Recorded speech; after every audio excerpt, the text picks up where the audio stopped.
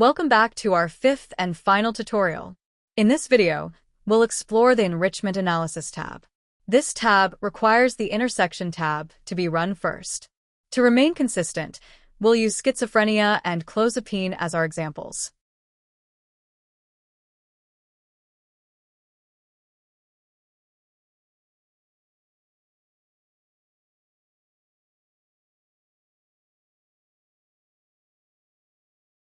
This panel supports all gene ontology categories: A. Biological process, BP, B. Molecular function, MF, and C.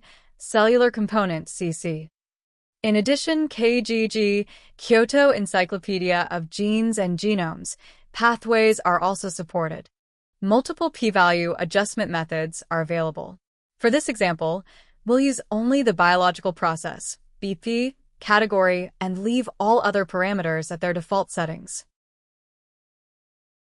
The first result is a table of statistically significant enriched pathways.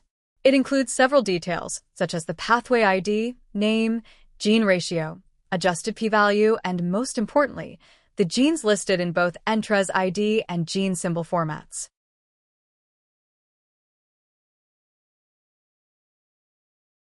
Following the pathway details, a second table summarizes how often each gene is found across pathways, together with the percentage of occurrence. By default, the top 5 genes are displayed in a bar plot showing their frequencies. The plot is interactive, allowing you to select any genes to visualize.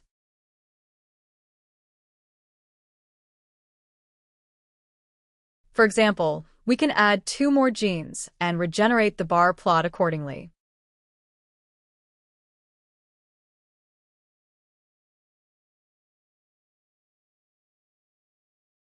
And as we can see, the plot was successfully generated with the updated genes. Moving on to the final section of this tab, we have 3 subtabs with different plots. These plots correspond to the significant enriched pathways from the first table, and users can select which pathways to display. Tabs 1 and 3 are linked to the left panel of pathways, while tab 2 is linked to the right panel. By default, the left panel shows the top 10 pathways and the right panel shows the top 3. Let's add and remove a few pathways, then regenerate the plots to see the changes.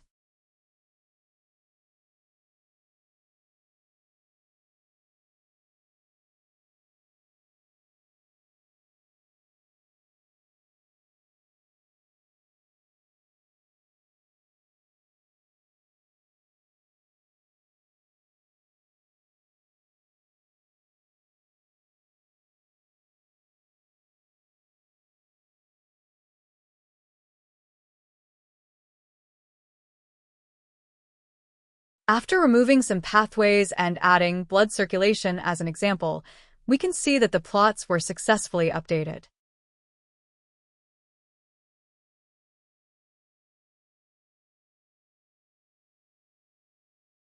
All these plots can be saved together as a single zip folder containing 3 PNG files. This concludes our 5th and final tutorial in the series.